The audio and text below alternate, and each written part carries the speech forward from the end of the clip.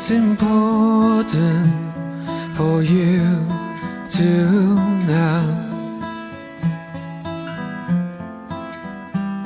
like Peter before you, I'm praying for you.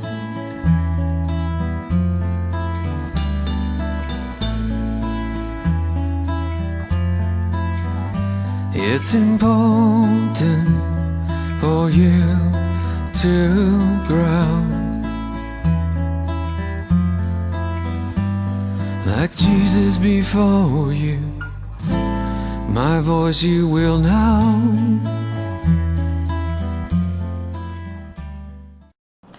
Hi, and Patrick Mariko of Godly Training Ministries.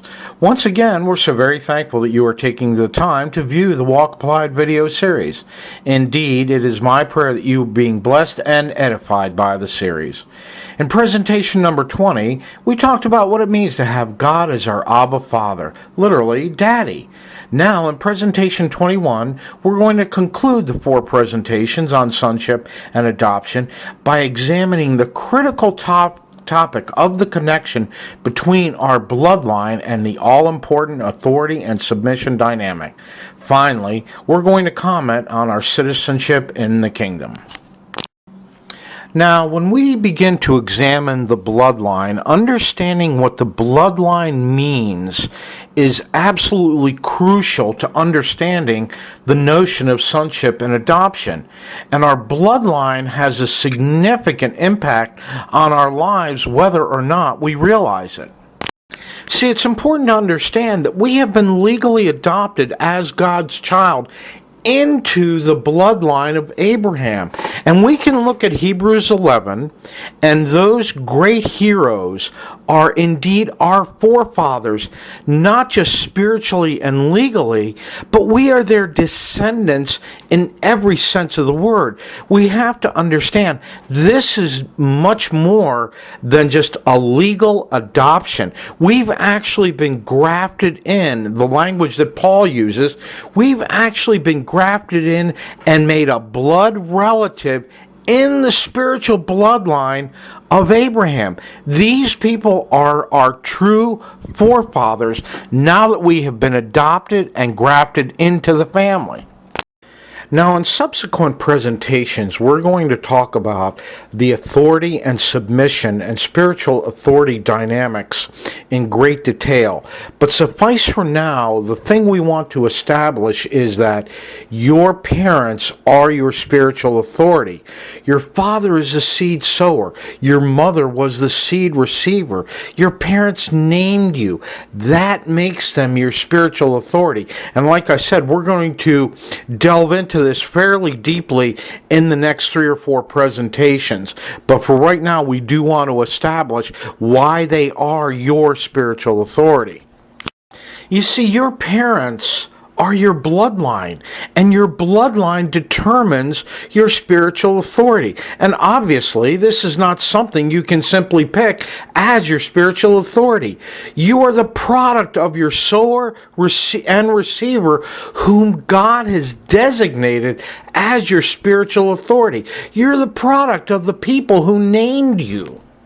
And this becomes even more critical when we look at the notion that in an adoption procedure where the biological parents may have elected to give you up for an adoption, and some of you listening to this have obviously experienced this, and your biological parents may have elected to release you, but it took a legal procedure, and your new authority, your new namer in many cases, had to consent to assume authority over you, and typically they pursued the adoption, but they had to consent to it. And you might even, in extremely rare cases, admittedly, you might even persuade someone else to be your mother and father, your mom and dad. But they'd still have to consent to it, and you would be expected to submit to them as your spiritual authority. Now, we're going to read a few scriptures here because we want to establish the notion it is a very serious issue to dishonor your spiritual authority. Now, It's one thing many of us have heard, honor your father and your mother, but very few of us take the time to look at what it says as a result of that. Exodus 20:12, honor your father and your mother so that you may live long in the land the Lord your God is giving you. Deuteronomy 5, honor your father and your mother as the Lord your God has commanded you so that you may live long and that it may go well with you in the land that your God is giving you. And in the New Testament, Matthew and Mark summarize this a little bit by looking at these old passages where Matthew said, for God said, honor your father and your mother, and anyone who curses his father and mother must be put to death. And Mark said very much the same thing.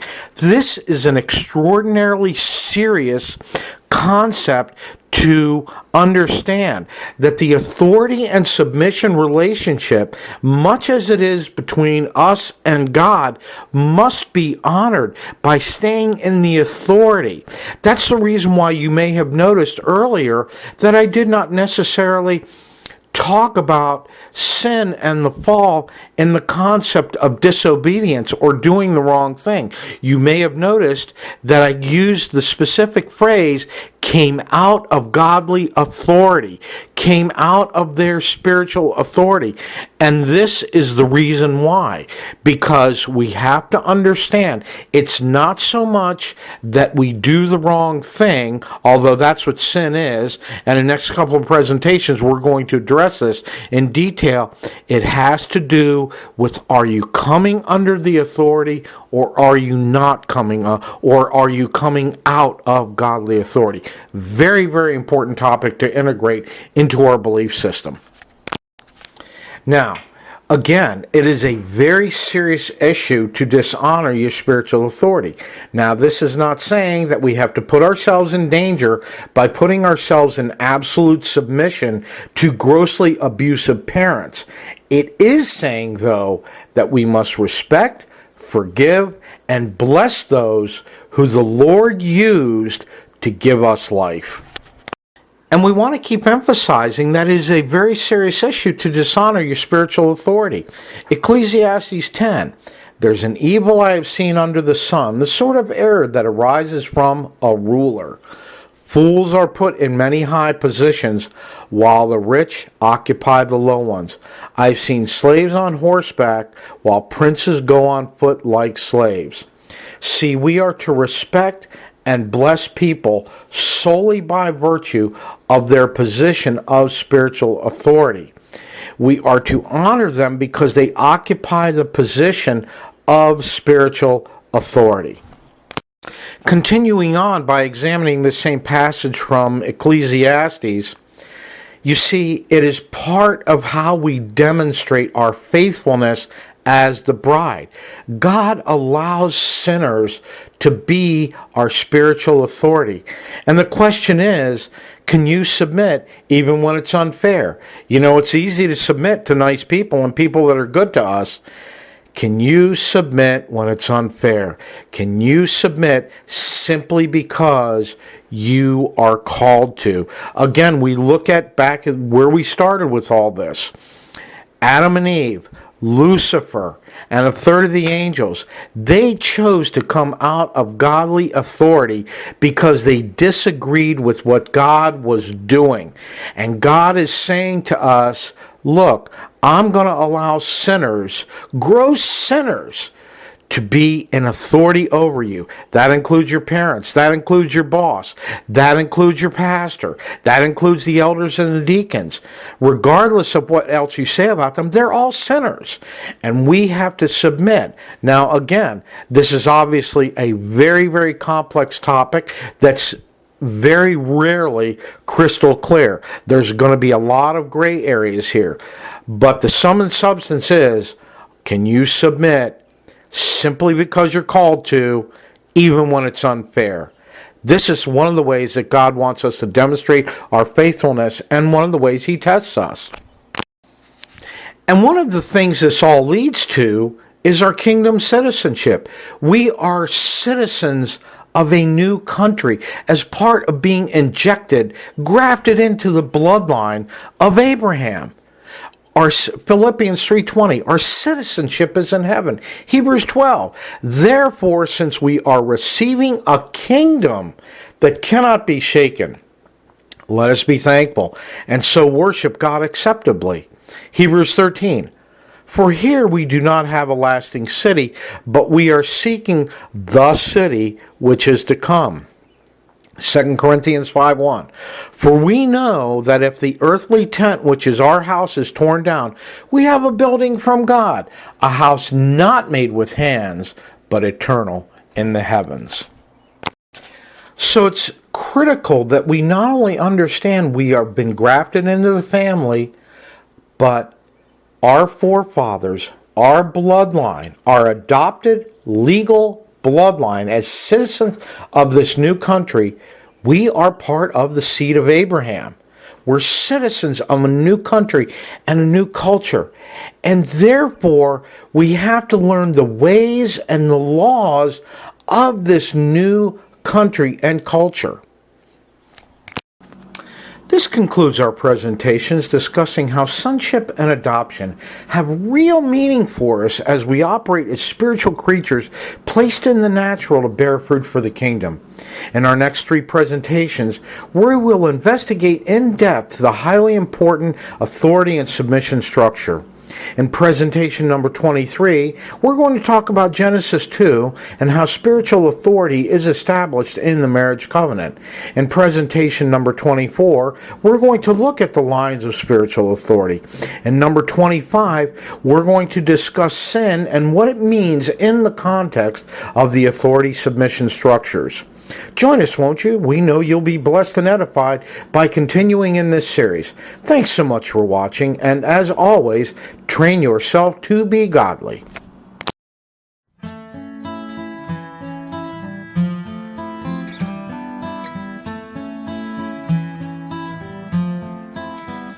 It's important for you to know,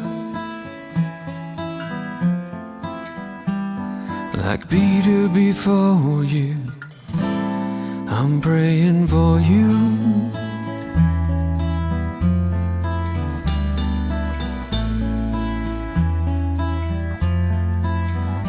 It's important for you to grow, like Jesus before you. My voice you will know.